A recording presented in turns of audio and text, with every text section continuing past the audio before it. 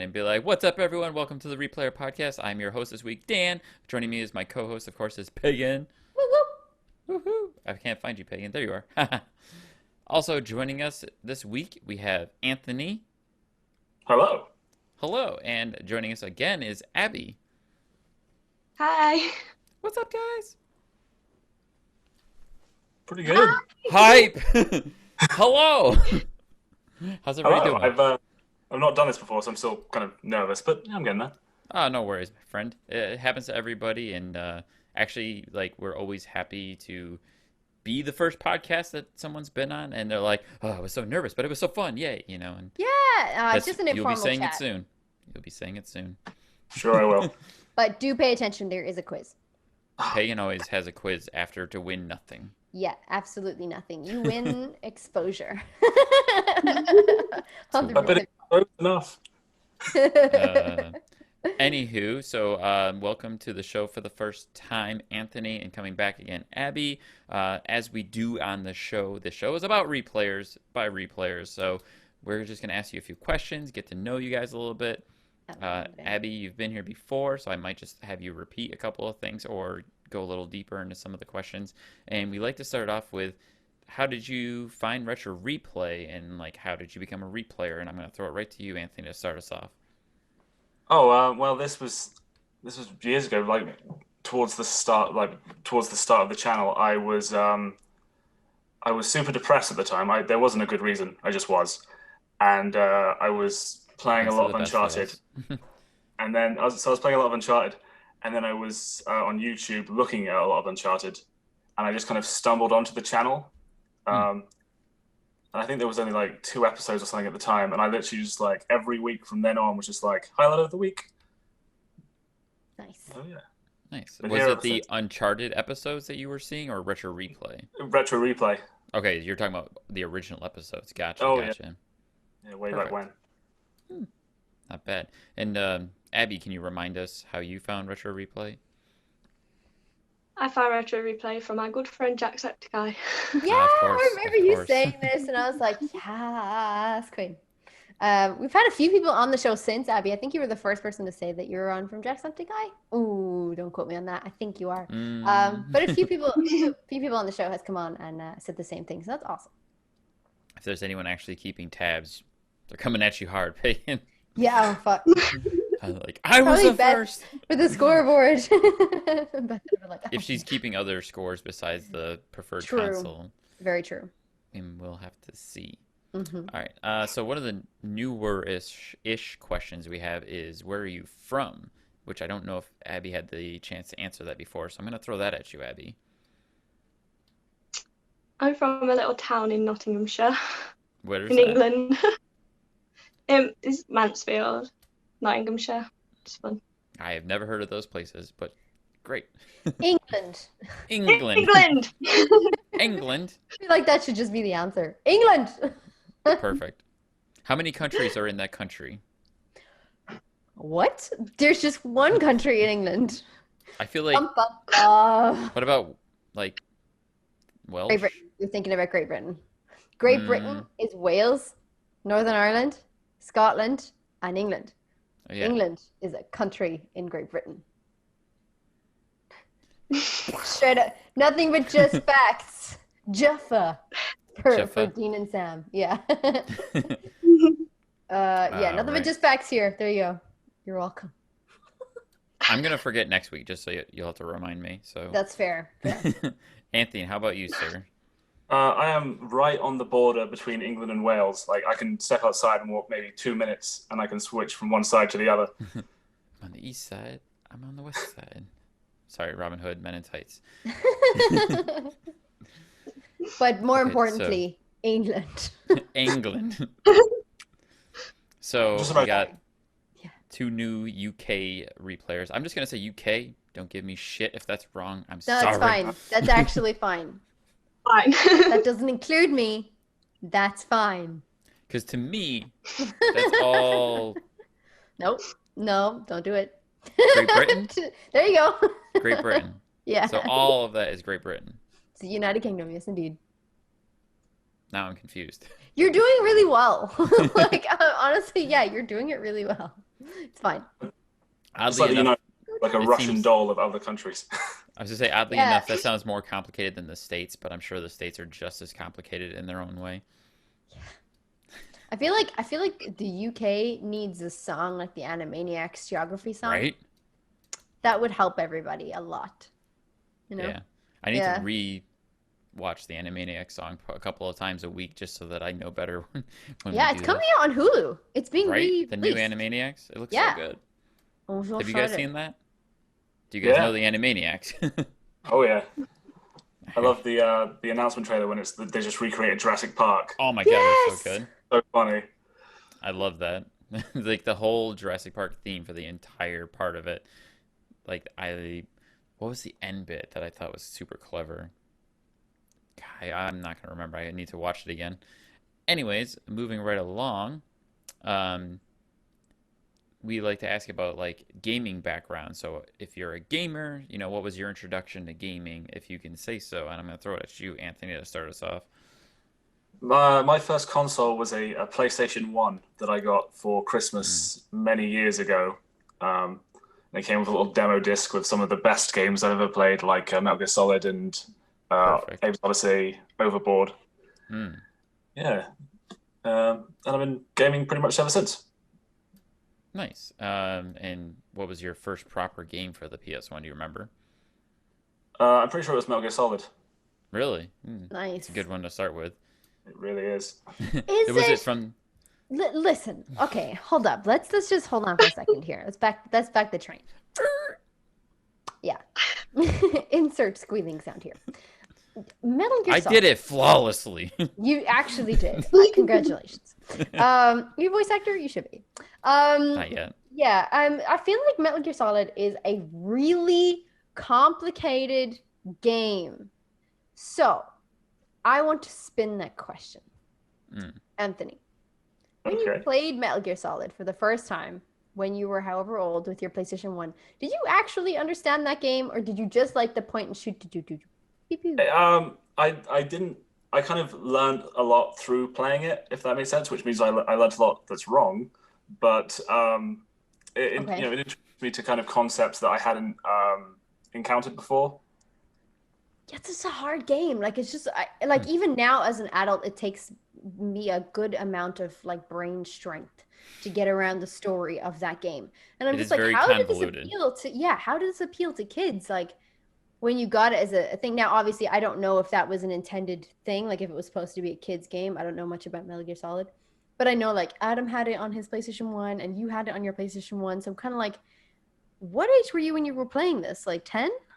Yeah, about that. Well, So from the demo, I kind of enjoyed the very basics. It seems basic now by I was probably comparison, about but the 14 or stealth, 15.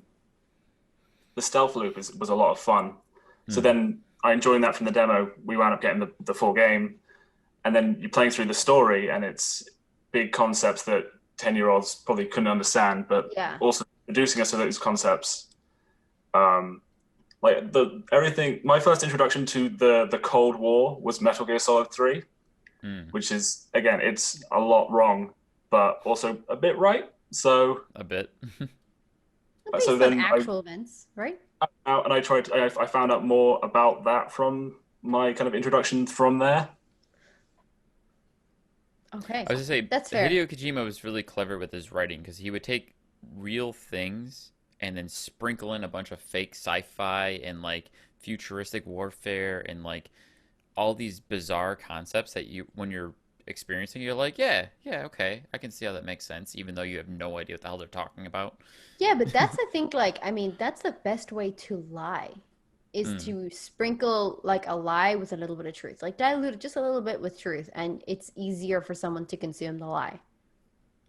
Listen, Oh, yeah. we can go into a lot of That's- things about that. But like, I I think just meant that's like how with some storytelling. famous dictators did Like, we're learning it. about I was like, wait a minute, this gonna get too political. But yeah, no, I just mean like in storytelling, it seems much better to sort of like loosely base yourself around an actual event that we all know to be true, and then just start sprinkling in some lies and stuff. But yeah, I like look. I actually think I don't know much about the world of Hideo Kojima's Metal Gear Solid. I don't know anything about that, but like the whole fact that robots and stuff like that in the army and the military and everything like that were being made and produced in like freaking high-tech science labs and things like that around the world, I was like, this is mind-blowing. This is really happening. We're all going to die. If I could answer your initial question, I would say that for my, adolescent mind at the time playing that game, those concepts were very advanced and mostly went over my head. But at the same time, in my youth, I was a big fan of like Jean-Claude action movies. Okay. And like Universal Soldier was one of my favorite movies as a kid. And that was kind of the same thing of this like futuristic, skewed look at what warfare could be, like cyborgs and people who were augmented for combat. Yeah. And as a kid playing that game, it was more like watching one of those crazy over the top action movies. And the concepts went over my head, but at the same time I felt like I was experiencing more of this is just a fun, exciting narrative more than this is history and fact. It's an interesting kind of mix of things, isn't it? Because the characters in the drama are all very compelling, but the action is enjoyable and over the top, and there's cyborg ninjas fighting giant robots. Yeah, fair. Okay, fair. You have me there. They also talk about real things like the inability to dispose of nuclear material and how it kind of sits around in a warehouse and rots. And I'm like, I did not know that. That is terrifying. Right. Yes. Yeah. You kind of learn a lot of real world things, especially like right off the bat. The first thing they talk about is like hypothermia. Like you have to take these peptides that keep you from freezing to death in the cold. And you're like, I don't know what they're talking about, but this is fascinating. When you're a child experiencing that, and then you're shooting people or putting them to sleep, and then I don't know. The game was just pretty fascinating. Yeah, like it seems like a pretty fascinating game. I feel like maybe just for me and my dull brain that I probably wouldn't be like.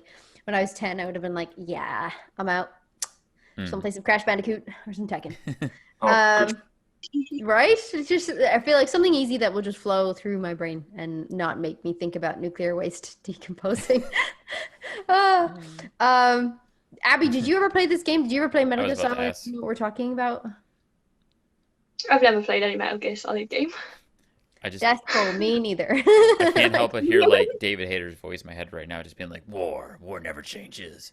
Yeah, he's cool. I mean, I think David Hayter is fantastic and like, what a talent. But yeah, I've never been able to like bring myself to actually play a full game Metal Gear Solid. I was thinking about streaming it at one stage and been like, maybe I should just stream the Metal Gear Solid series. But then I thought, do I want to put myself through that? I don't know. I don't know if I do. I will say this, if you ever were to attempt that, it takes patience. Like, it's not a run and gun type of game. Fair. Especially if you play the first game, there's a lot of secrets. Like, there's the infamous codec that's on the case. Yes, yeah. So if you weren't aware of that, you can get hard stuck in that game. Like, not being able to proceed past a certain point in the game, especially if you don't have the original case. You didn't have the internet back then to kind of run off and ask. I was just about to ask you, how did you figure that stuff out? Like with the cigarettes and like blowing smoke in the laser, or the codec, or fucking trying PlayStation 2 insert, like because you had to change controller for Psycho Mantis. Like, how did you figure that out? Anthony, did you learn the codec case the way the game intended? Not off the I learned it because the game had a way of like if you were having trouble with it and you were kind of were calling the other available codec people, they would eventually kind of give it to you. Like, this is what you have to do to progress. Well, I distinctly remember too, if you called Colonel, he would say, you can get her codec number off the back of the CD case. And I was going through my inventory in the game. Yes. What CD case? What CD case? What CD case? There is an actual CD case in the game. And it's like, how do you examine it? But you can't examine it. And like, I'm like, what is with this data disk? And it was literally like at one point I was frustrated and I looked down and I picked up the case and I went, wait a minute. And like, I flipped it over and I was like, is that it? Like, there's Meryl and there's a codec number, and I put it in and it worked, and I was just like, like, you know. Was it a similar experience for you, Anthony? It was kind of like it's eventually when they kind of gave it to me, I was I like, see. oh, that makes like I felt stupid for not kind of working it out, but I probably would have been at it a long time without piecing it together. Is See, now that I the don't. same then with like Player 2, like when you plug out your controller Mm. and you have to put it into the second slot for Psycho Mantis, that battle? Did you have to do that? Like, did you know about that? How did you even figure that out? The game starts like slowly giving you hints about if there was a way to kind of act unpredictably and kind of prevent him from reading your movements. And then again, if you have trouble, it will eventually kind of like you need to change Mm. the controller port. Oh, I see. So it does eventually prompt you. It does. I did In a It's not know really that. subtle way. Okay. yeah, it is forgiving, Yeah. Right. but not entirely. Good old Hideo vision. Uh, There's no game creator like him, is there? No. Literally no. I have played like an hour of Metal Gear and then I've played like 8 hours of Death Stranding and who that man loves his why? cutscenes. He loves his cutscenes. I I really really Anyways. that game. It's like the gameplay and the story are different experiences. Mm. Although I do think like he's obviously got a style because when we were playing Death Stranding, like Adam was a little bit ahead of me and he was playing it and he was like, "Oh, this is a real Hideo Kojima move. Like it's a Hideo Kojima move. Like it was just like this is very. It feels very Metal Gear." And I was like, Mm. "Oh, interesting, interesting." Because I obviously didn't really play that, but I was playing Death Stranding and I was like, "Oh man, I don't think I enjoy this half as much as people who enjoy his work would." Because they would see those similarities. You know what I mean? Like they would be able to be like, oh, this fight scene feels very similar to, or, cutbacks and stuff like that, or like Easter eggs or something that might be Mm. better in the game. But I'm like, oh, I don't get any of those. Sadness. I think actually I do think about that a lot because I played Metal Gear Solid 1 so early into my like gaming history.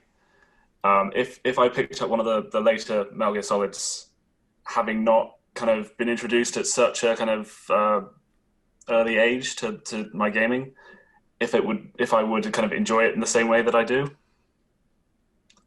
I guess we'll I never know. Yeah, I Mm. mean, that's a totally fair question because I do think that you probably wouldn't.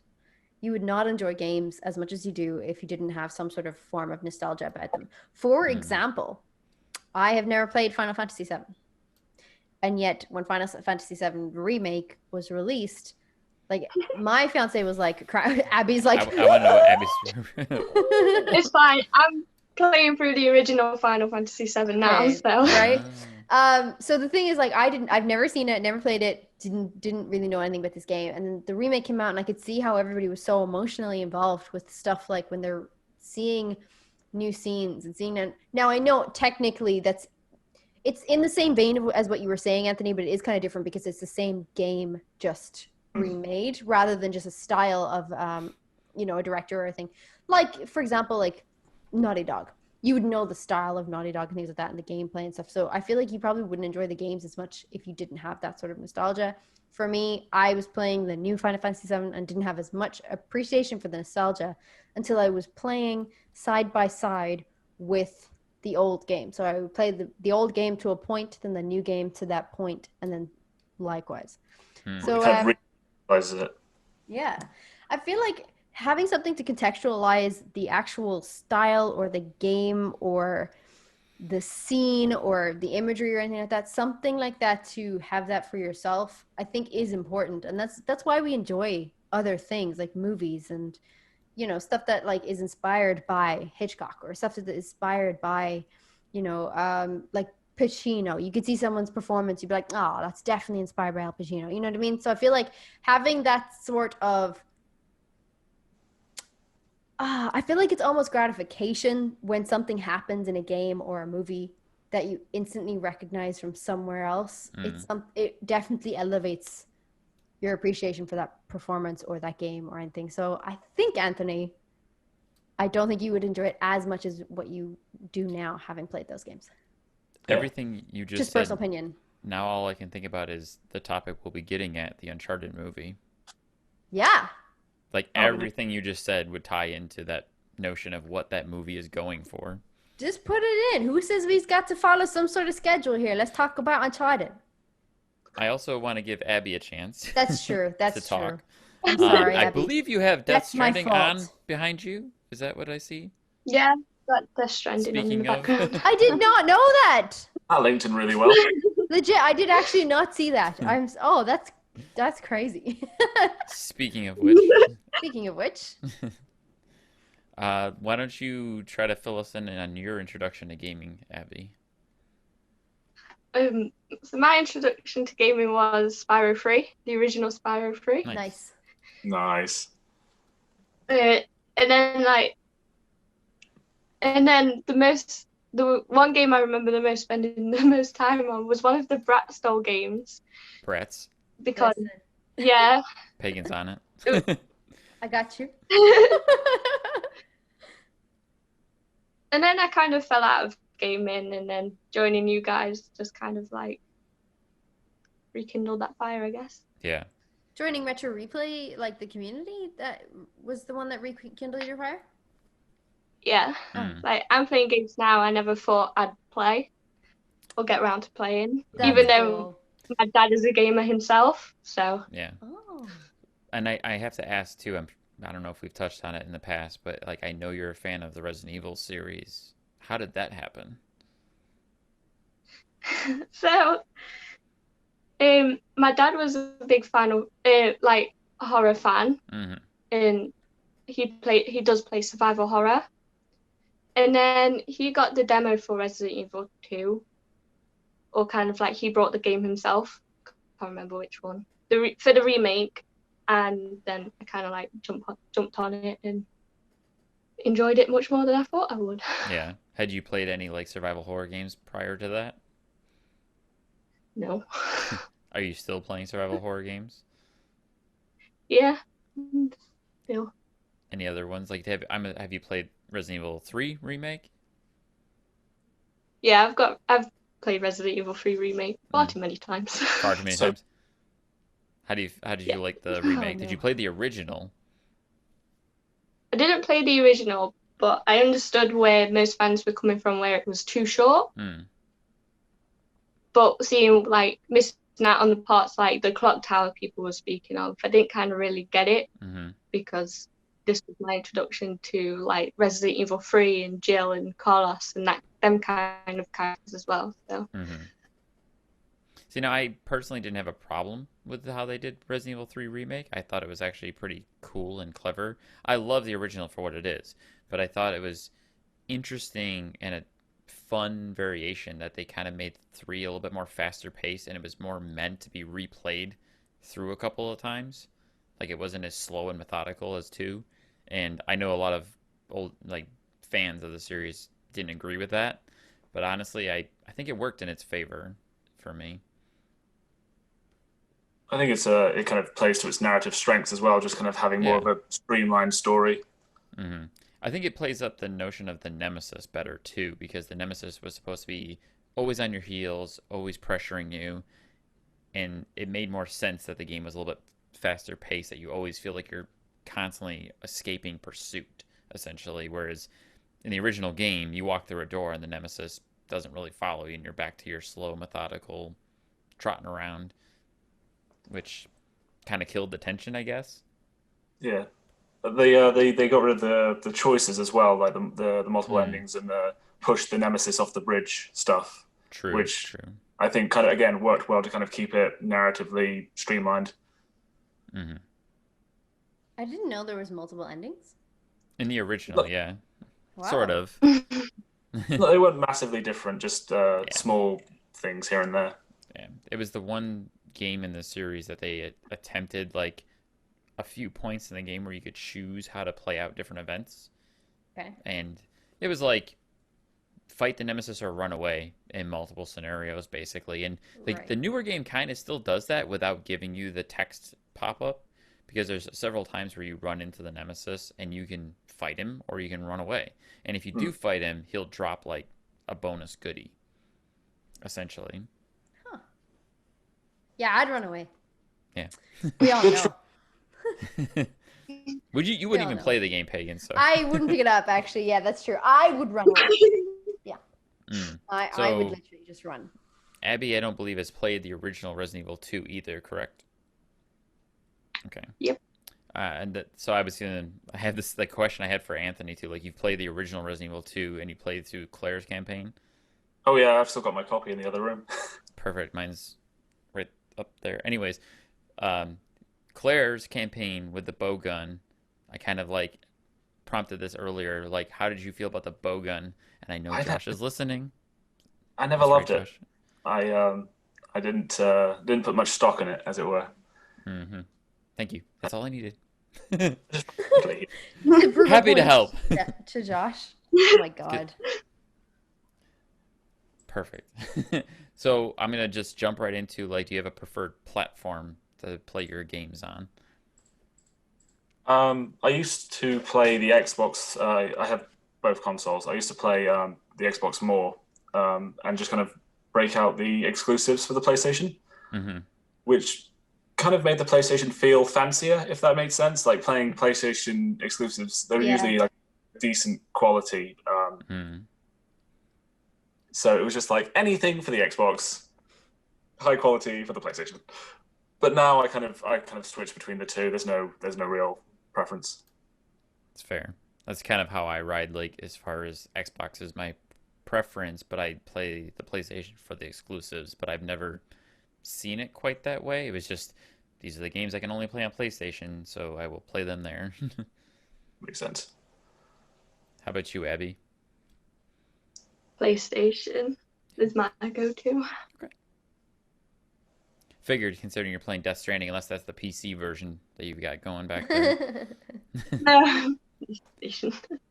Are you Which- have you completed that game though, Abby, and you're playing it again, or are you just playing it for the first time? I'm playing it for this is my second time playing Death Stranding. Okay. Wow. Enjoying it? Yeah, I'm enjoying it more than I did the first time. Okay, Oh, nice. that's good. That's always good, I think. I think if you're enjoying it a little bit more. Sometimes I feel like when I'm in my second playthrough, I'm like, nah, I kind of preferred this the first time around because it was all new and I'm like, oh, it's exciting. Mhm. Yeah, that's good. Yeah, I can certainly do it. Did you have a favorite game, like ever, if you can even say it, or we've given people the chance to say multiple games if you can't really narrow it down to True. one? What Um, about Anthony? What about you? I feel bad. I keep like jumping on the questions before Abby gets a chance. No, go for it. That's fine. Abby gets a chance to think. She's smart. I mean, it's what we've talked about. I would say that my favorite game of all time is Metal Gear Solid, the first one for the PlayStation. Nice. Okay. But there's Resident Evil games. Are definitely in my top five. There's Silent Hill. Mm. Yeah, The original. So you're a Silent Hill? horror guy. yeah, I am. Eh. All right. I'm out. Take care. Bye. You could play all those horror games for me, Anthony. Pagan says she's out to Call of Duty Zombies, which is like not really scary. I'm pretty sure. I think when I said this before, I think I said that I've played that game, and now I think I'm remembering better. I don't think I've played that game. I think I've watched it being played before, way back when, like way back when it came out. And I think I remember playing seeing it being played by Adam's younger brother. And I was like, yeah, this is, how do you do this? Like, and he was like, he's just a kid at the time, whatever he was, like 10, 12. I was like, how are you doing this? Isn't this scary? He's like, no. Just playing it. I was like, okay. He turned out fine, just if anybody's concerned. He's I he's turned a out good guy. Well, Well, you haven't been caught yet. yeah, I've been caught yet. Trained by Richard. Abby. So mine would have to be Kingdom Hearts, Oh. Final Fantasy, and yeah, mainly those. A specific Final Fantasy or just Final Fantasy in general? I like Final Fantasy in general. Okay. Do you have a favorite of the series of Final Fantasy? If you had to pick one? 7 Remake, because that's what I Wow. spent the most time with. Okay. It's a nice game. I mean, it is. It's a nice it's a game. nice game. I played the first bit of it, and then I was playing. Wait till you play the original. second half or whatever the next part's going to be, because I'm Yeah. pretty sure the more upsetting parts of that game are going to come out in the Come second out part. after. I figured. So far, I, it's been nice. I honestly don't know how far the part 1 goes, so I don't know how much of the Same. original story people have experienced. I didn't play the original. I played the remake and I really enjoyed it. Hmm. But I would never played many of the old Final Fantasies. I think Okay. I think I picked up my first one around about 12, which is Zodiac Age or something like that. Hmm. Which I do enjoy. But like I played the remake and I didn't really have that the context of the old one. So a lot of the plot has to do with like events changing from the original, and I'm like, I have no idea what's going on. Yeah, I've heard Now I'm common. playing through the original. Oh, nice. Is it giving you Now more I'm playing through context? the original.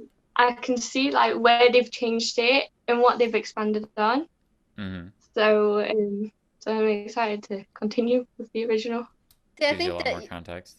yeah, and I think like I mean, like I say, I was actually playing it side by side. So I started the original, and then I got to a certain point, like meeting Aerith and going to her house.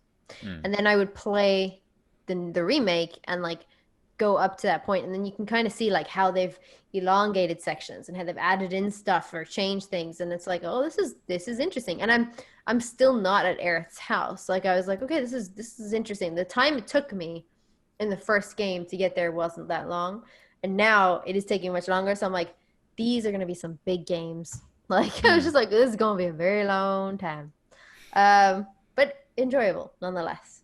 That's a really cool way to approach it. It'd be kind of like if your favorite book was adapted into a series, and you could like read the Yes. chapter and then watch the episodes. Hmm. Yeah, exactly. Yeah. And I think Or it's nice that like because I literally the reason why is because I didn't have that nostalgic context for this new game. hmm. I saw the announcements like when this trailer dropped and people's reactions went up on YouTube, and like I saw my own fiance's reaction and like he cried. Because it's like a really emotional thing. This was a big childhood game for so many people. And I was like, I don't know anything about this. Hmm. And I kind of felt I shouldn't pick up the new game without playing the old one, but I didn't want to just play the old one because I knew that would take me a while. So I was like, okay, well, this is going to be a good compromise. I can just play to a certain event. And Adam has completed the game, completed Final Fantasy VII Remake. So he kind of is like, this is a good place to stop in the old game. Now go back in the new game and we'll stop here. Because I know there's some events, I think, in the old game that are either just skipped past or just kind of like not focused on as much. So there would be points like, for example, going to Eric's house. Okay, let's play this in the new game and go to Eric's house. And then like you kind of get there. So yeah, it's a really interesting way to play it, and I think if there are any other remakes of old games, this is how I would prefer to play those kind of things in the future. Not that you would, but if you ever dipped your toe into the Resident Evil series, you could do that with the Resident Evil 1, 2, and now 3 Yeah, remakes. yeah. Actually, That's not gonna happen. No. I That's think not one of gonna my happen. You could pay me, and that may happen, but it's not gonna happen off my own free will. I'm not gonna subject myself to hours of horror. Are you kidding? Christ. You might enjoy it. I feel like viewers would enjoy it. Yeah. Like I would freak out. well, it's something maybe Abby could do if she wanted to go back and experience That's the true. original versions of the games that she Abby could do now that. enjoys.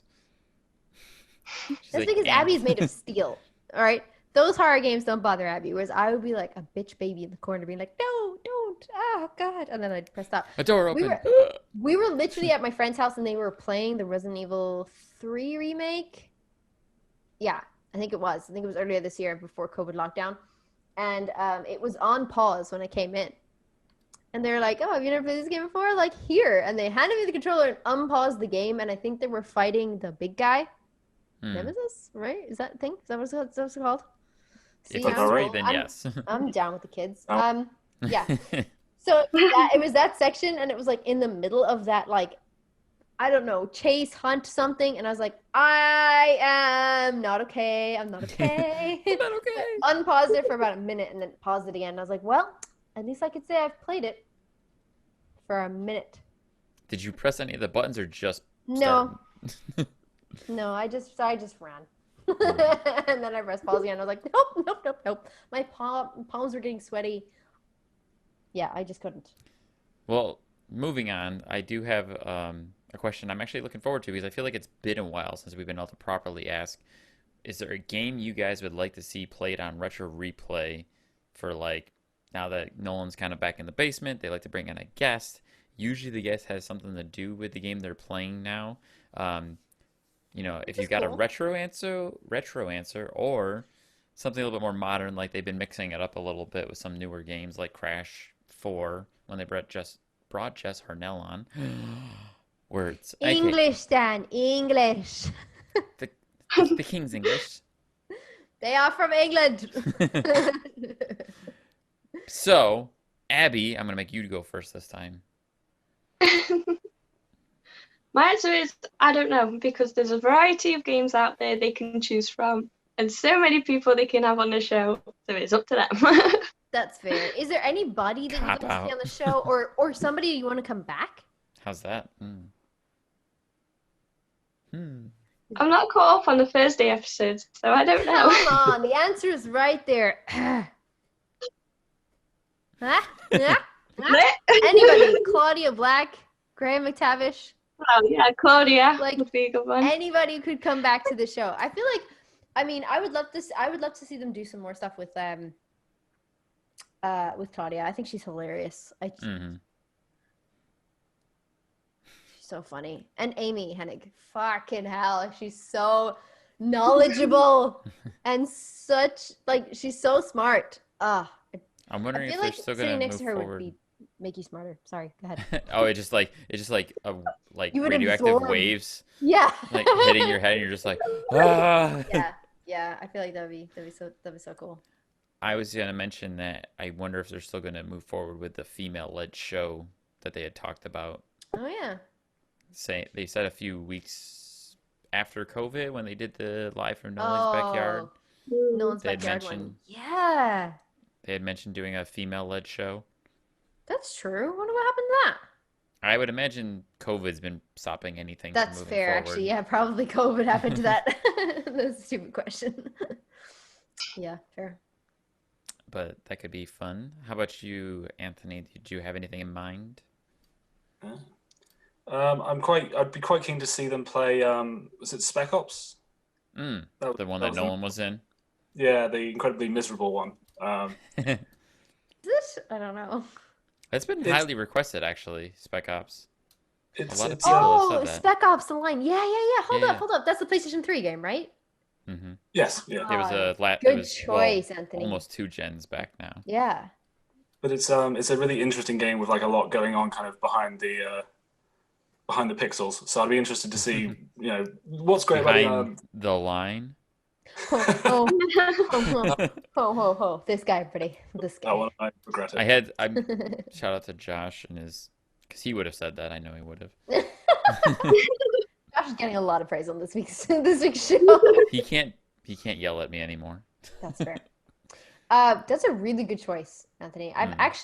We were in the middle of playing that game, and I think we were in a move or something happened, and we stopped playing that. But we need to hook up the PlayStation 3 so I can finish that game. I'm pretty sure I'm like so close to the end as well. Like I've come to a pivotal point where something happens, and like I feel like you'll know what I'm trying to say.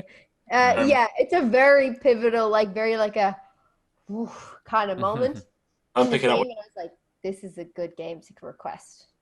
But yeah, it's because what was so great about the Uncharted playthroughs, especially the last one, was the when you got the people behind it together, you could kind of really learn a lot about like what's been going, what went into making it. And I feel like that would be an interesting one to kind of explore. Yeah, if they can Actually, go that's a kind really of good idea. deep into it and talk about some of that stuff. Yeah. I guess it all depends on who else they got on the show that they could explore those options. Yeah, it would be a case of who's available, who's willing to talk about it. All right. Well, I'm gonna move us along. I do want to throw it out there real quick since we're on the verge of the new consoles coming out. Are either of you guys excited for the new consoles, and are you gonna get them anytime soon? I'm excited. But I'm not getting one anytime soon. They are expensive. I'm excited, but I'm poor. So Yeah. I'm excited, I but mean, I'm poor. Good answer. I mean, they yeah, are expensive, and this is definitely more. This is one of the more expensive console launches as far as like you've got primarily $500 price tags, whichever way you go. Both Sony and Xbox are offering a cheaper model, but then like the cheaper model for the PlayStation isn't really available. So even if you wanted that, you can't really get it. I don't know I'm if you a had heard about that.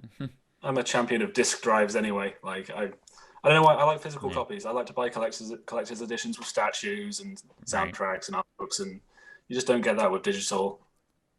Very I like true. to own things to throw at people. Hmm. Yeah, that's true. I actually do also appreciate like going into places like the cash exchange or something like that and picking up secondhand copies of games Mm, that you just Yeah. won't be able to do now if you have a digital only copy. fair. That's where I'm kind of like I'm gonna get mostly disc-based versions. I still buy mostly digital games, but a lot of times I'll get a digital and a physical version just because I'm a spoiled child. I literally have digital and physical copies of Resident Evil 3 remake because of that. Like I have my collector's edition. I feel like we have digital copies of quite a lot of games only because of like PlayStation Plus and whatever games that comes out on Mm, PlayStation Plus we download anyway. Um, Worked out pretty well. I feel like like we've got the full Nathan Drake Uncharted collection. Like everything came out yeah. on PlayStation Plus at some stage. So like, go team. As long as you had Plus at that time when it was made available. Yeah, obviously, yeah. I didn't, but Adam did, and Yeah. he's a smart boy and he downloads everything. So I'm like, good man. Yeah. That's the key right there. Is just make sure you hit that like redeem button every month on those Yeah, games. exactly. Literally what I do. Even if I don't want the game, I'm just like redeem. Yeah, just same because you might want to redeem it later. Like for example, like Among Us. Who knew Among Us would take off in 2020? Like it was a 2018 game. You know what I Mm, mean? So it's like these games now that are being released on PlayStation Plus, like you might be like, oh, I don't really want to play that. But like in 2 or 3 years' time, you could be like, oh man, I really wish I did play that. So yeah. yeah, It's always good to build the library. Yeah. And then build a like library. on the notion of like one-off games that you might not play otherwise, they're doing Bug Snacks is going to be on PS Plus, Yeah. for the PS5 when that comes out next month or later this month. And I probably would have never played that game otherwise, but now that it's going to be on Plus, I'm like, okay, I might try it. I might actually play Yeah, it. I'm the same. Adam was like, you know what's gonna come out? Bug Snacks. And I was like, great.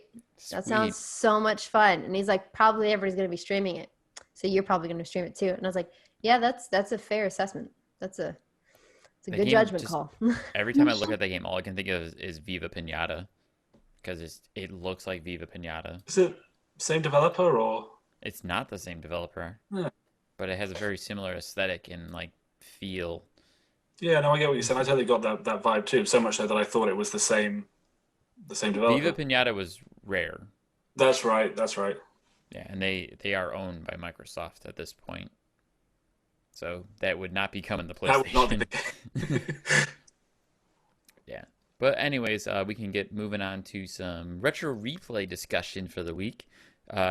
Good fair bit to talk about. We've got the newest uploads of Get Good, where they played Phasmophobia. We had the new episode of Uncle Noli Knows, and then the retro replay episode of Nolan North live reacting to photos from the Uncharted movie set, and then talking about his experience on set, where he chatted with Tom Holland a little bit.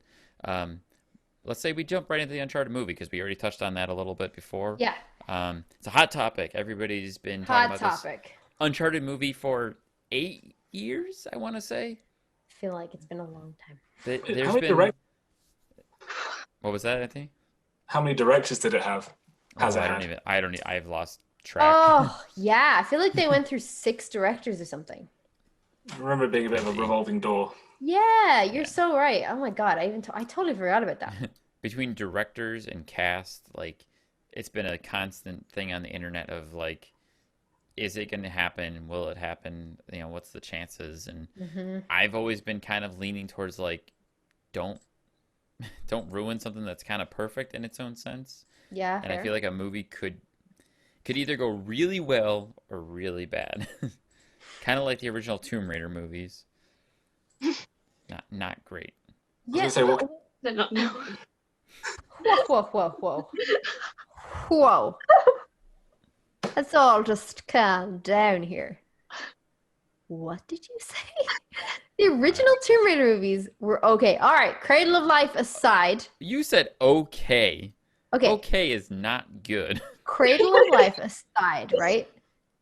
That was a terrible film. Like, what the fuck?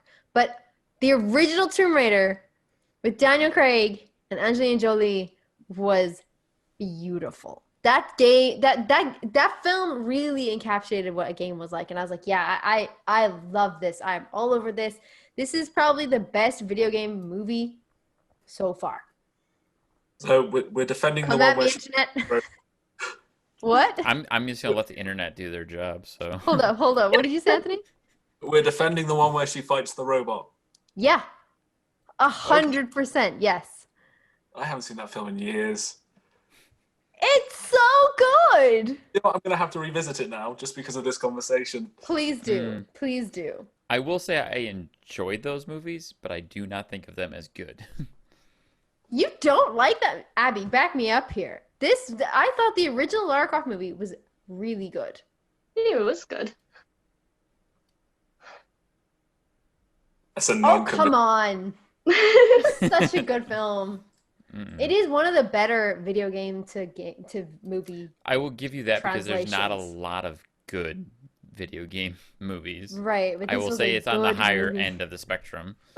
Again, we're not including Cradle of Life. Cradle of Life does not exist. But that original, like, Lara Croft Tomb Raider movie with Angelina Jolie and Daniel Craig. Maybe it's was John perfect. Voight. Maybe I thought John Voight ruined it. I don't know.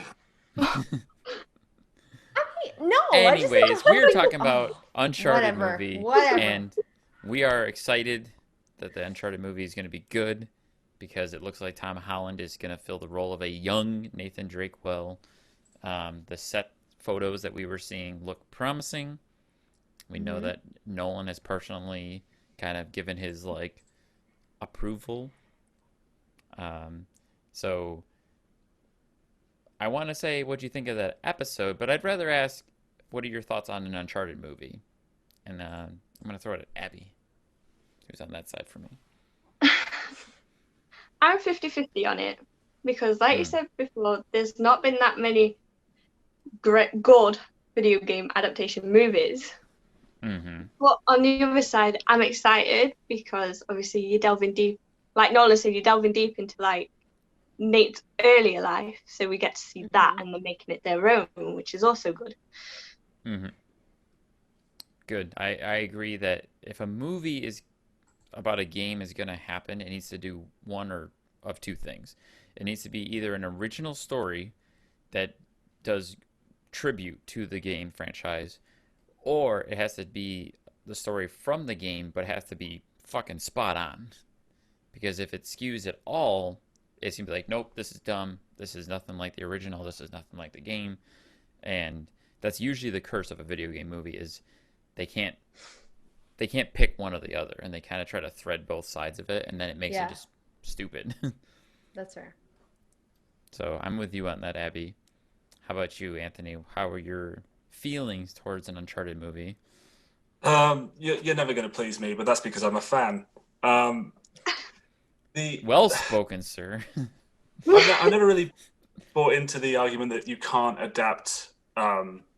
A lot of the time when you have this conversation, people say that you can't adapt films into games because you lose the interactive element.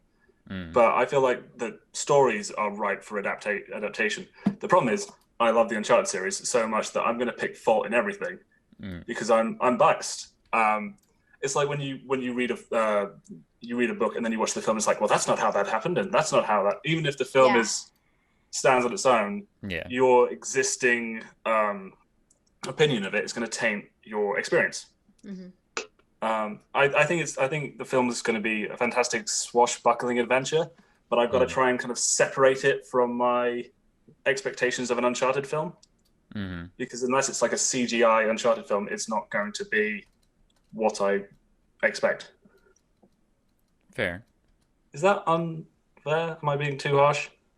No, I don't think so. I mean, honestly, I would like things I would like from the movie. I would like it to be a very Indiana Jones-esque adventure. I would love to see some like travel by map action, like they do in the Indiana Jones movies. Not necessarily exactly the same, but I want it to be that high adventure, just kind of like you said, a swashbuckling type of thing. And you actually said a phrase that was very similar to something Nolan said, and that goes in line of how the experience of the movie is going to be different when it comes to a video game, because in the video game, you are Nathan Drake as the player. So you control what Nathan Drake does. So it's hard to translate that onto film, where it's like a set piece of, actions that happen over the course of time. But I'm hopeful. I think Tom Holland will do a good job as a young Nathan Drake, and we're going to get a kind of story of Nathan Drake before the first game and between the events of Uncharted 3. I'm actually even a little hopeful for Mark Wahlberg, as much as people like to not feel that way. I'm more on board now that he has the mustache. It helps. Like everybody else had the same feeling, Anthony, when they saw the mustache. They were like, "Oh, okay, all right." It's funny that that's all it took. Mustache. Yeah, Mustache. it's iconic. Mm. The mustache, the shirt, and the cigar. But it's the same with Tom Holland as well. Like, nobody wanted Tom to be Nate, and then that photo got released, and now everybody loves it and sees it, and Yeah. Mm-hmm. Listen, I feel like people. I feel like definitely everybody has this sort of like protective aura about the game and the characters because like we've all played them, we love them, we played them multiple times. Like you get really attached to the story in the game and the design and everything. But I feel like there is something different. Like, I mean, it is a completely different medium. A film industry is not the same as the game industry. And the fact that they're making a game, there were so many people in uproar, making a film, so many people in uproar about like, oh my God, they're making an Uncharted movie. Like, we don't need that. We already had 4 amazing movies in the style of games. And I'm like, I hear you. But there are so many people out there that cannot play video games. For one reason or another. Either they can't afford it, they physically can't, or they just have no interest. They never were introduced to that. And then like this kind of medium, bringing it to the film industry and bringing it to a wider audience just shares the characters with more people. Yeah, that is the only version they're going to see. And that's kind of painful because we've all been there for hours like developing storylines and everybody like, no, like that's the version you see, like the games are so much better. But then some people might be like, you know what, I really dig this, I'm gonna go play this. Or you know what, my kid really loved that movie, I'm gonna go get him a PlayStation and get him the games. I feel like this opens a lot of doors for the game as well as like just bringing the characters like en masse like to everybody. Yeah, so I am actually really excited about this. I think also like on your point to everybody, I think Abby and Dan, you made this point as well, like where people were like, oh, Mark Wahlberg's cast or Tom Holland's cast, oh, what casting? And you're kind of like, give them a chance, because I have definitely been in that position where I'm like, Ben Affleck as Batman? Heck no. Like Robert Pattinson as Batman? Heck no. Margot Robbie as Harley Quinn? Heck no. And then you see them and you're like, oh, actually, I was quick to the gun there. I am sorry. And maybe that's not for everybody, but like I feel like it's just different. They're never going to be the same. They're never going to be as theatrical as they are in a game because it's different medium. So in one way, Anthony, I feel like I understand what you're saying, that you will never be satisfied because you're a fan. But I do think that is a little harsh because I feel like this is just more of the franchise that you love. It might not be something that you're like, oh my God, 100% agree on, but it's just more of this thing that you love. I don't disagree. And at the end of the day, the version of Uncharted that I love hasn't gone away. If any, Sure. As you said, if anything, more people will now experience that if they bleed across from the film. Yeah. I don't have a problem with the film. The point is, I was trying to make it up myself, is that that I have my version. I will go into the film with open expectations. I think it's going to be good. But I have my version of Uncharted that I love. This might be another version of Uncharted that I also love, but it's going to be another version of Uncharted. Sure. I see what you mean. I feel like I don't really have a problem with it. Like I feel like I understand that we're all going to be able to like just go back to the video games. You can go see the movie. If it's crap, and you just go back and you play Uncharted 4 again and everything's A-okay, the world. But I feel like I don't mind it. I don't mind that there's another version of this out there. The same way that there's multiple versions of Tomb Raider or the same version, like multiple versions of Batman. I'm kind of like, okay, well, some are shit and some are great, and I'm happy with it. I'm happy with just more of this product because more of this kind of product leads to other things. For example, I was just on IMDb and I was Googling like the director and the producer and everything like that. And then I can see that there's like producers or writers that are currently attached to rumored productions of Metal Gear Solid and Borderlands from IMDb. And I'm like, okay, I'm all right with this. Video game stories are so in-depth and involved and people love them so much. This is genius. Bring that to a movie. I agree they should do a good job and they should satisfy the fans. But that also hits on what Nolan said as well. Like these guys called Nolan to set to have a visit because they were already fans of the series. So I think like if they have a good approach, I'm happy with multiple versions of the show of this brand. Oh, I was happy to absolutely. hear about the director. I didn't know who was attached to it until last night's retro replay and talking about the director, and I was like, oh, okay. Yeah. That helps. I appreciate that, man. I feel like, I mean, where was Ruben here? Ruben did Zombieland. Zombieland, yeah. Did he do Venom as well? No. I No, thought somebody else. That was producer, they I think. said he did, or was he a producer on Venom? Probably. He's done quite a few things, like nothing that I really know. Definitely Zombieland as well. Ruben Fleischer? Something like that. I actually haven't seen Zombieland or anything. I'm more just like, I don't know much about the director, and that kind of makes me excited because I'm like, okay, cool. I get something like completely new. Whereas, you know, like when Christopher Nolan's attached, you're like, I definitely know I'm going to get some sort of like Inception kind of movie. Like you can get the theme and the tone from that director, or Quentin Tarantino. You know the tone and everything. So I'm kind of glad that I don't really know much about this director. I'm all for it. I'm all game. Yeah. It helps. I mean, it's like you said with the directors. If you heard that they were going to make an Uncharted movie directed by Tim Burton, you'd be like, no. Yeah, No, exactly. no. Exactly. Like that. But like knowing that a certain, person behind it, especially knowing that there's more passion there. Like Tom Holland apparently has a love of the games, and he is very in tune with Nathan Drake as a character.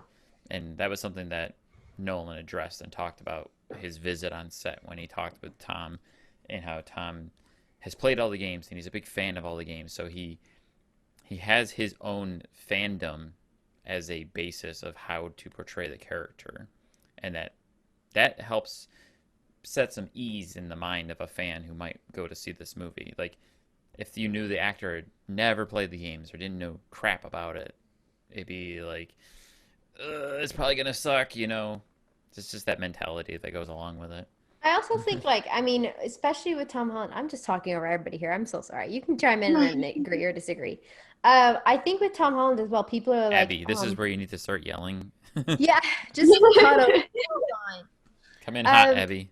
I feel like when Tom Holland was announced as Nathan Drake, everyone was like, oh man, Spider-Man, like Peter Parker as Nathan Drake. They're just picturing this bumbling, cutesy, like teen kind of attitude, whereas like Nathan Drake as a young kid and everything like that definitely wasn't like that. Definitely had some sort of confidence about him. He was a cocky kid. Like when he got caught outside the museum, robbing the museum by Sully, you know what I mean? Like he's a cocky kid. So I'm kind of like, well, this is going to be really interesting because I think people will start to see that, he's an actor and he's playing a character, and it's not just Tom Holland being Tom Holland. You know what I mean? Like he's not being typecast. He's clearly really good for this role. I'm excited. And I loved can we just touch on the fact that they got exclusive content from Sony and to share with the world? Start talking about next too, where that's an awesome and huge deal that they got like exclusive set photos that never been seen before. Like that's awesome. And I don't know if Anthony has seen them, the exclusive set photos. It's pretty. So the exclusive ones were Tom's hand with a hold on what looked like the cross key, like he's trying to open some sort of mechanism. And there was the map. And was the Magellan picture one of the exclusives too? No, Magellan wasn't exclusive. Okay, No. so it was the map and the key essentially. Yeah, were the map two and the key. exclusives. Two. So like, I wanted to throw it to you guys to discuss that, Anthony. I don't know if you were able to weigh in on that one of those pictures. Like, you clearly see, that kind of like adventure style. Like they're solving some sort of puzzle. They're following maps. They got a key of some sort to open something that. Whatever quest and journey they're going to be on for the movie, how much did that raise your guys' hype, I guess, is where I'm going with this. It raised it a lot, definitely. It's like, obviously, they definitely got the adventure side. Obviously, it was going to be an adventure type movie anyway. Like you said, kind of want it to be Indiana Jones-esque kind of. But with the new photos and the key and the map, you definitely know they're heading in the right direction. So we've all got, and so then that raises the stakes more, because it's like, they're going on adventure, and that even though it's kind of like another part of Nate's life, he's still that adventurous kid deep down, and you can see that in the game. So they've definitely got the atmosphere and stuff ready. Totally agree. What she said. I like the lighting on the one photo, the one that wasn't an exclusive, but like the one with like Drew pointed out that it looked almost like two keys overlaid on each other, and that was a very blue image, which to me just screamed Uncharted 2 when I saw that. Oh, that was the second image, right? Like it Right. didn't have anybody in it. It was just the middle thing. Oh yeah, I see. Right. Yeah. Yeah, that wasn't one of the exclusive ones, but it was one that had been released. And that was one of the ones that when I saw that, mixed with the picture of Tom Holland in his full Nathan outfit, that was like, okay, this looks very high potential to me at that point. Yeah. You haven't seen them yet, Anthony? No, but I'll make a point to have a look after this. But it does, from what you guys said, it sounds very promising. It's, I guess my concern when it comes to video game adaptations is mainly rooted in the Resident Evil adaptations, which are more adaptations in name only. Yeah. Right. But you from what I gather from the things, it sounds very on brand. But yeah, no, I'm excited because you don't really get. I mean, even taking the Uncharted thing aside, you don't really get kind of swashbuckling adventure movies anymore. True. Yeah. When was the last one? Like the last Tomb Raider remake? Yeah, possibly. Or like National Treasure, dare I say it? Oof. Just one of those like feel good adventure movies. Like I'm thinking of the Goonies is like one of the first things that pops in my head. The Goonies or just Indiana Jones. Like, man, I need more awesome 80s adventure films. Now that you've said it, all I can think about is that I want the map transition. I really want that now that you've said it. I think that you're so right though, Anthony, when you're saying like Resident Evil movies, they really left a bad taste in people's mouth. I totally get that. I've never played the games.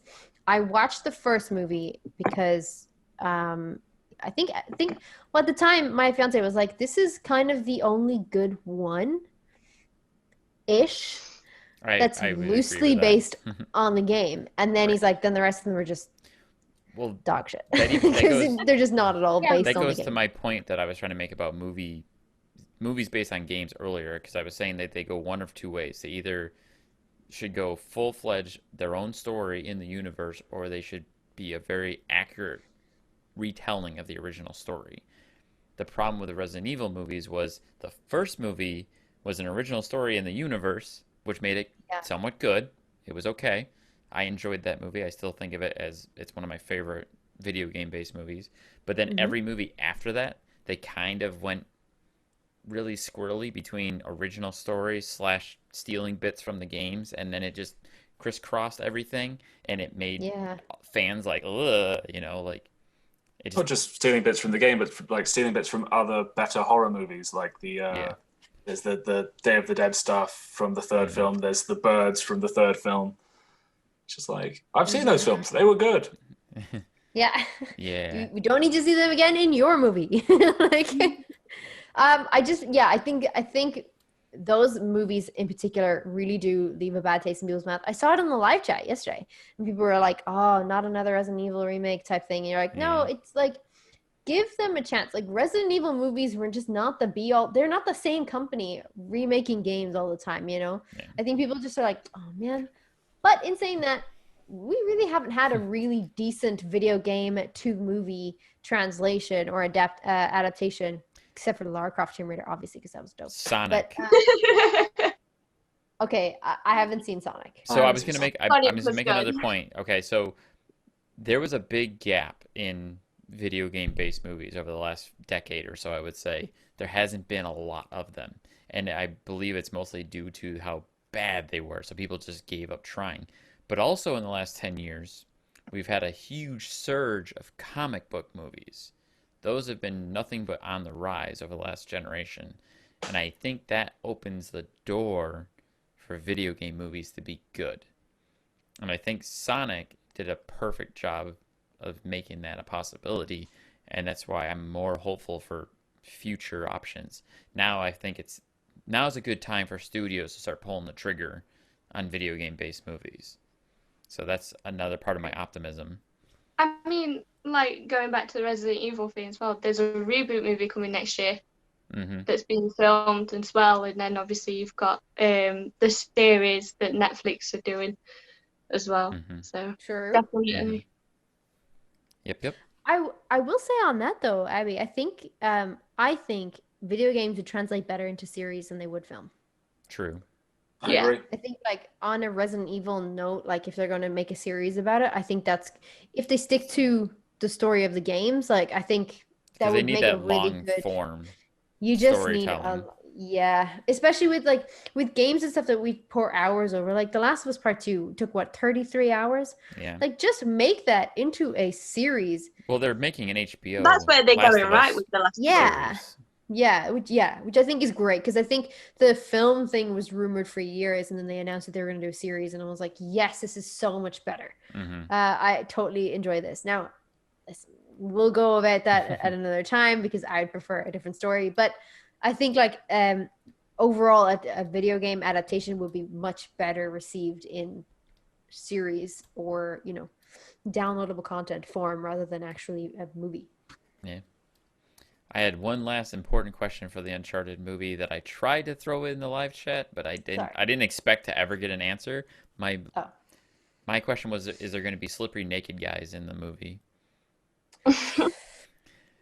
At least on that point, I think the movie should have some supernatural element to some degree, because every Uncharted game has some form of supernatural element to it. So I'm hoping that the movie will also have something. Anyways. I think so. Like, I hope so. Yeah. Like, the guys are fans. Like they said, they're fans of the series. So I feel like I'm hopeful that they will have some sort of zombie related to something. Zombie? I didn't say zombie. I know. There's supposed to be naked guys, but also they're supposed to be dead. So I think, yeah, that'd be cool. Well, in each game, there's a different supernatural element, you know. True, but in the first game, it was undead Nazis, essentially. And then in the second game, it was the Yetis. I love the Yetis. Because, like, look, and then the third game, I love the Yetis. They were great. It's like, no, it's just immortal guys in costumes. Yeah, right? It's still immortal guys. It's still, like, supernatural. Yeah, I think that's cool. And then the last game had the Jinn, or the third game had Jinn. Wait, hold up. Wasn't the first game... Okay, I'm going to be so corrected if I'm wrong. You pop it in the comments if you want. I don't feel like it was. You said it was undead Nazis or something like that, whereas I actually think they were undead Spanish? The Spaniards and... It was a mixture of them, because there was... World War II Nazis found that island, and they got stuck there, and then they also became the... I see. I thought they just died because of the undead Spaniards. It was a mixture. Wow, this got weird. Yeah, but that's fine. Anything undead in the new movie, please. Thank you so much, Sony. Like, that Please and thank you. Please and thank you. Let's talk about Phasmophobia. Yeah. and So get good. We've been asking Liam and Todd to play this for ages. have you? I didn't know that. Yes, for ages.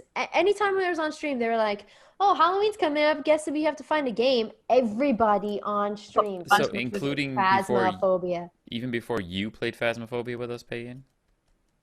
No, it was Okay, I after was gonna that. say that was like what, 3 weeks ago now? I feel like longer, maybe a month. I feel like I can't have been that long. Anyways, have you guys heard of Phasmophobia before to get good? I'm I played it. I'm aware it's the current like thing in the streaming zeitgeist, as it were. Like, It's the thing. Yeah. You know what's funny about that? It blows me away is I had heard about this game from our friend Andrew, Hockey Town. He said there's a ghost game on Steam that looks fun. We should check it out. And I said, cool. Never heard of it. So we both got it. We played it, and we're like, oh, this game is ridiculous. It's super creepy. It's super atmospheric. It wasn't until like 2 days later that somebody had told me that that game was massively popular on Twitch, and it was the big like new sweeping thing. And I'm like, I had no idea. I'd never heard of it before. But anyways, Phasmophobia is really ridiculous and just scared the bejeepers out of me, and actually got me to kind of like, wow, like it's a thing that people like to talk about. The What? fact that I actually freaked out from a scary game because, as some people know, I'm dead inside. Yep. I enjoyed Andrew freaking out to that game where he was like, "Oh, what the fuck, what the fuck?" And you were like, "You are freaking out," and I have no idea why. Like it was so deadpan. You're like, "Why are you freaking out?" Because I Andrew's like, didn't. "Okay, bye. I'm leaving the house. You're in there on your own, buddy. Take care." Bye. Yeah, so if you don't know already, me and Andrew played and great. streamed that first time, and like the first time going in, much of like Liam and Todd's first experience, they didn't know what the hell they were doing. They didn't know what to expect.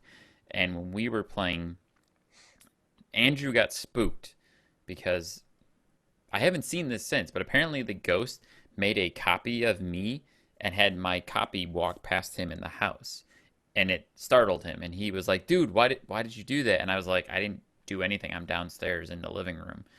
And he just like lost his shit. He's like, "I'm out." And I'm like disappointed that Todd and Liam didn't experience anything like that their first I time playing the know. game. Oh, we had some good ones. Me and Andrew had a lot of good spooks that first time playing. Oh, the tension that game builds up is like palpable. And I think was it Liam was complaining about that. He was like, the tension." And I'm like, in the live chat, I'm like, that's the point. Yeah. Yeah. Like that's what that game does really well, is it builds the tension. And it was a good time watching those guys play. Mhm. As frustrating as it was trying to tell them through chat, like, this is how you do things. And they just think kind that's of always gonna stopped be and the play way. the tutorial. Yeah, yeah.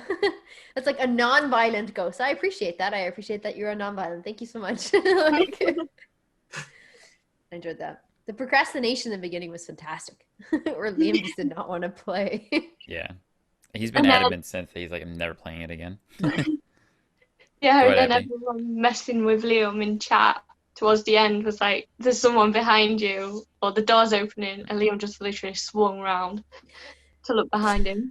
I was yeah, God, that gets me. And then like Katie made like a meme on social media where they like she edited somebody in the doorway and he was like, "Why?" Like it's great.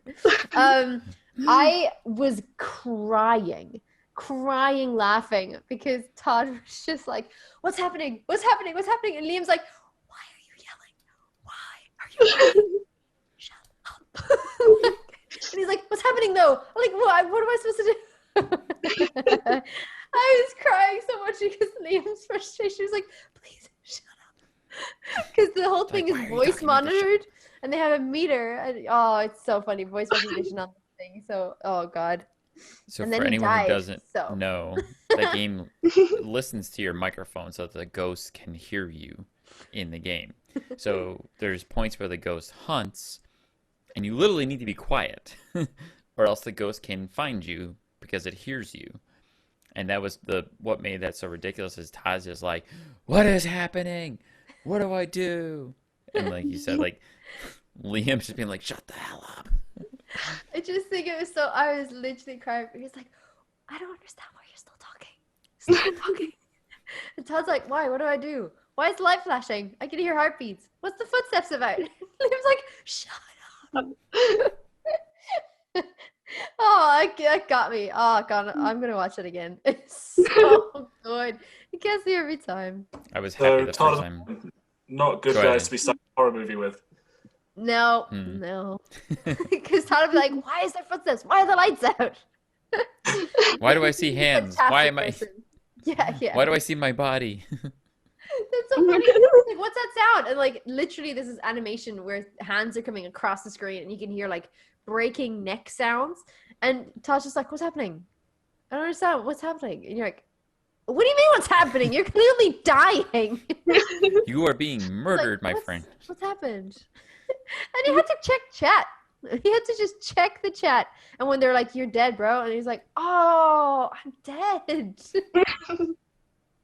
Man, he cracks me up, honestly. So funny. It's almost Good unfortunate. game, though. They're probably never going to play Phasmophobia again, but I thought it made perfect for that dynamic with the two of them. It's a pity that nothing, like you said, nothing really happened, though. Like, no big scares or anything. But they Yeah. played the game for almost an hour without the ghost even appearing. And I was just Mhm. like, please get a jump scare in here somewhere. This is gold. The problem is they did the training for so long, and in the training, you don't True. really get anything because it's Jumps- meant yeah, to true. help you figure out how to play the game. And stuff can happen in the training, but not nearly like you would see in the actual game. You don't see the ghosts pop up. You don't get hunted. So like, there's none of like the super spooky bits. And I think it was after Todd had died, and he was walking around as a ghost that he actually saw the ghost, and that's when he started like freaking the fuck out. He's like, "There it is! Oh my god, I can see it!" And it was like, it sucks that it took an hour for them to like get to that point that they finally saw something. Didn't at all help Liam, though. Like, he was like, No. oh my god, there it is, everything. And like, going towards Liam up the stairs, and Liam sitting in the corner being like, I don't know. Like, it's just like really quiet, be like, please god, no, like, where is it? And Todd's like, oh my god, I think I just saw it. You're like, Todd, help him. Just let him know where it was. Oh, it's so funny. Or when like their lights stopped flickering, the heartbeat went away, there was no footsteps, the lights started flickering, and I was like, guys, it's safe. And Todd was like, Pagan says it's safe. Don't believe that. Like, all right. I'm not trying to play you here. I was just being a friendly help, but now I totally will troll them. That's my experience. Do you know anything about it, Anthony? Sorry? Did you watch it, or do you know anything about the game? I haven't finished watching it yet. I've started, but I had to go to work, so I left it, and not much had happened by that point. Yeah, it takes Nothing a happens while. for a while. Yeah, well, It's a slow burn. Yeah. Building tension's great, but you've got to kind of release that tension at some point. Yeah, I would agree. I feel like there was just too much, and I was like, just please, like, get a ghost happening somewhere. Based on this, though, would you like to see them play more horror games? Absolutely. Of course. Especially You hear with the way that, Drew? Todd and Liam Like, react. suffer. Yeah, if I have to play it on streams, they can play it on streams too. There's a lot of good like new co-op horror games coming out too. Like they're pretty consistent now, especially on Steam, like computer co-op horror games. Really? Like there's a lot of games that are also like Phasmophobia. So Oh, really? there's more options. Of course, it seems like Liam would skew away from that. We'll get him around. We'll get him We'll around. make him. The We'll make replayers him. have spoken. It's fine. Someone dare him. Yeah, it was good. It was a good game. They got to add Phasmophobia to the what's the one where they ask the replayers what game you'd like to see them play? Is that Oh, the amongst poll? it? Is that amongst it? Get crazy. Get crazy. Okay. Do Get you have crazy. any sway in that? You got to have Phasmophobia on that I don't list. have any sway in that. That is all Liam and Todd, would you believe? Then it's never going to be on the list then. That's never going to be on the list. No, that's all Oh my Liam and God. Todd. They send across a couple of games, and they're like, here you go, put it up in a poll, and the poll goes up. So, yep, Too bad. not me. You need to rig that poll. I need to rig that somehow. hack their systems and be like, oh, it turns out, and they're like, we didn't even give you that game. No, well, turns out popular demand. What are you gonna do? Exactly. Like, get all of Retro Replay members to vote. 280,000 people voted for you to play Phasmophobia again. Guess you're gonna have to play Phasmophobia. Don't let you guys down. The one thing I was really hoping to see happen to them, which happens to me almost every time I play that stupid game, which I love, but it gives me chills every time I do it, is the ghost will whisper in your ear. And it's the worst, most like bleh kind of thing you'll ever experience. And it happened to me the first time I played it, and it happened to me like one of the last times I played it where I was in one of the houses and we hadn't seen anything. We had a few clues, no sign of the ghost. There's been no real activity, but we're like, okay, we think we know what it is. We've had this, this, and this, where you find the clues in the game. And I was walking from the garage to the front door, like, okay, I'm going to go do something else. And in a split second of walking down a hallway, the ghost appeared in front of me. I walked through it, and I heard the ghost like, hey. And I was just like, whoa! And the game has great use of like spatial sound, so you actually like you hear it like around your head, and it felt like the ghost passed through me. No, I've never experienced that, and I feel like if I did, I would have died. Like Oh my that God, stuff I wish freaks that me had out happened when so you played much. with us that one I time. know, I know. We'll play again. We'll play again. It was fun. So maybe one day. It is fun. It's like the best version of like telling ghost stories, like when you were a kid, just to get the heebie-jeebies. Anywho, any final thoughts from you guys? No. I seldom have thoughts. Me too. Would you be interested in playing this game? Yeah, it sounds. I mean, I'm pretty down. Yeah, I mean, I you enjoyed it. both are like horror fans, so Absolutely. Despite all the horror games I play, no, I would not be okay playing this game. Have you tried it, Abby? No. But saying that, I don't like. I believe in ghosts, like in real life, anyway. So we don't get along. So do I. So do I. And that's why I like anything like this or like watching movies and like Paranormal Activity or The Conjuring or anything. I'm like, nope, I'm fucking out of here. Nope. No, that just freaks me out because then when I go at home and I'm at home and everything's dark and there's sounds going on in the house, I'm like, ghosts, we have ghosts. Great, thank you so much, ghosts. Please leave me alone. Okay, thanks so much, ghosts. Okay, bye. Like that's just my head instantly is like, oh, a sound upstairs, ghost. Could have just been something falling off of the something, but I'm like, yep, ghost did that. Yep, we have ghosts. I'm gonna die. we have a ghost in our house. That's terrifying. I'm never coming over. I think to he Texas. stays in the room next to this one, actually. Well, he has his own space, so I'm sure he's happy. Yeah, at least he has his own room. If you That's happen nice. to see like a shadow behind me at some point, that's just our ghost. Don't worry about him. He's a nice ghost. Are you fucking with me? No. I'm 100% serious. That is fucked up, Dan. I would be like, house is on for sale. Take care, everybody. See you later. But or he's it's going to nice. burn down. He or she is nice. It's nice. It's a nice ghost. There's ghosts that are nice. I guess. I Yeah. mean, he hasn't done anything spooky, really, other than like a few noises here and there. Lexi has said that the ghost has read stories to her. That's terrifying, by the Well, way. Has anybody else been like, why haven't you left the state? Like, I'm No, like, take because- care, everybody. Because I witnessed a similar situation, but it was my I youngest. have nightmares tonight. You guys are fucked. My hear youngest Eddie. Go on. niece was running around upstairs, and she stood at the top of the stairs and was like, "Oh, this little boy is like playing with me. We're playing hide and seek and stuff." So she wouldn't sleep for ages, and it's like we didn't hear anything. And she was like, "No, I'm playing hide and seek with my friend." Oh, that's a horror movie right there. Yeah, right. We literally had it just the other day. Our 3-year-old, we got her up for the morning to get her to school. Like she goes to daycare, and she was telling us that her friend was reading her a story last night, and we're like, "Oh yeah," Mm. Okay. How And are there, you okay? Like, he's not bothering me now. I don't believe in ghosts, but I have a very strong "don't mess with stuff you don't understand" policy. I don't You mess know, with just him. leave this it guy alone. knows. Leave it alone. Why risk it? Yeah, exactly, Anthony. There Why has risk been it? a Although, few times where I play Phasmophobia and then like I take my headphones off and then I hear like a big thunk upstairs and there's nobody upstairs and I'm like, he's getting Riley.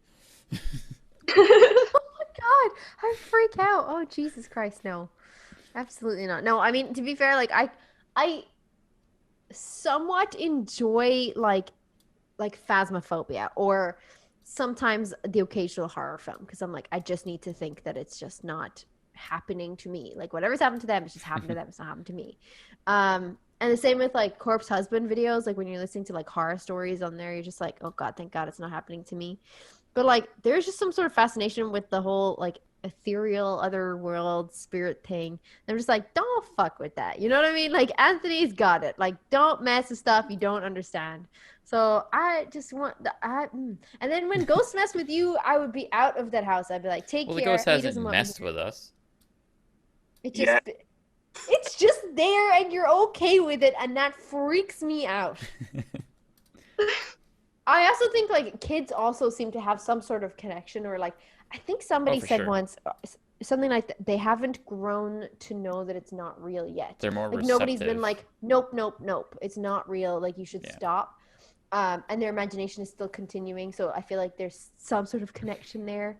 Drew's just rolling his eyes. Do you know what I mean? Like there's some sort of connection there. And when I was younger, when I was about Lexi's age, about three or four, I used to sit in my room and I would play by myself. And I always used to think like Christian was the favorite twin or the favorite son or the favorite whatever because I was like, he's always had attention. He's always like in the way. And my dad was like, no, it was just because you amused yourself. And then my dad said one day, he was like, you were playing with the angels. And I was like, excuse me? And apparently that's what I would say. Like when he would come into the room and I was talking to myself, apparently, or singing to myself or something, my dad would check in on me and he'd be like, you all right? And I would say, I'm playing with the angels. And he'd be like, okay. And then leave. And I'm like, how are you okay with this? Like, freaks me out. Terrifying. Yeah, horrifying. My brother's ex-girlfriend used to have that as well. Like in this house that they lived in, she used to say like, oh, there was this woman or an elderly figure or whatever, and they were like, okay, hun, sure. And then they were renovating the house and they ripped up the floorboards and there was like an ashes casket there with like a name on it, and that was the name that she had been calling this thing. And they were like, oh, holy shit, she was right. And she was like, yeah, she's lovely and she's minding me like while you're doing this and this. Like she says it's okay for you to leave the room because she's got her eye on me type thing. And they're like, okay, hon. And it wasn't until they were renovating that they realized that like she was speaking about a ghost with this particular name. So I was like, yeah, that's fucked up. No. Well, Never having kids. had a very. This got to be a very spooky conversation we're having Yeah, I'm post sorry. Halloween because of the phasmophobia. Yeah. Well, I wonder if Liam's had any encounters since Phasmophobia. We should tweet him and be like, did you have any ghosts? Actually, he did, didn't he? Yeah, I was to say I thought I saw a tweet about him experiencing something I think his after he wife did. Yeah. Yeah, no. I don't know. All right, well, I guess with that, we can wrap our show up tonight, and we're going to give you each a chance to talk about anything you've got going on. If you want to share some socials, we're going to throw it at you to put it out there, whatever you got. So give it to us, Abby. So you can follow me at Twitter at AbbyDon. And also, if you would like, no pressure, you can follow my virtual photography account at perfectpixels.vp. You've got some in there. So. No pressure. You can. Can I ask then just about virtual photography? Is that like in-game photography, or are you taking photos and uploading them digitally? Like, I'm not quite sure how that works. So, say for example, Death Stranding, I've got it on. Oh, okay. On the background. So obviously the game has photo mode now. So you can manipulate like Sam and BB in this one, and like change like the camera settings and stuff like that. It uses the same photo mode that Horizon had, doesn't it? Which had a very advanced photo mode. Yeah, Horizon's photo mode was amazing. Yeah, because it's the same engine. Death Standing was built in the same engine that Horizon was. Oh, Yeah. I see. And you can Oh, even that's change like the cool. time of day. And you can do that in Ghost of Tsushima too. You can change the time of day so you get different lighting effects. That's That's pretty awesome. cool though. I have fun with that I in some of those games. I didn't even know this was a thing. I guess like virtual photography. I didn't know that this like I knew photo mode existed and that you could just take photos for yourself or like your screensaver or something, but I didn't know that you could share them with people. That's so strange that I didn't think of that. Thank you. I'll actually go follow that. That sounds awesome. Cool. How about you, Anthony? You got anything you want to share with us? I feel like I came massively underprepared. I'm just happy to be here. I've got nothing but Yay! sharing. Yeah, I'm good. We're We don't happy to want to. have you here, buddy. Yeah, we're happy to have you no matter what. We It's been just a lot like of to give you fun. guys a chance to share if you want to share, but it's okay if you don't. It's all Yeah, about meeting essentially, you guys. it's like, do you know J9, Janine? Yeah. Janine Yeah. has no socials, so Janine's like, nope, No socials. no socials, Janine. Mhm. Like, shout out to Janine. She's done. It's all But good. yeah, no, it's all good. All right. Well, thank you guys so much. I'm just going to throw out some final things here. We are still looking for people to send us questions for our Retro Replay segment. If you have any burning questions to ask the crew over at Retro Replay, we can get the hook up there and get some exclusive questions answered. Send them over to us at thereplayerpodcast@gmail.com. You can also send us any comments, feedback, or if you want to be on the show. That's where you can reach out to us, or at our Twitters, you can message me or Pagan and let us know you would like to be on the podcast. Lastly, we'd just like to thank everyone over at Retro Replay, because without you guys, we would not be here making this wonderful podcast, meeting all the wonderful replayers out there. Thank you so much. You can follow us on Facebook and Twitter. And that's it. I'm done. Links in the show notes below. Take care. Below. All right, say goodnight and goodbye. Game over, everybody. Bye. Yeah, bye.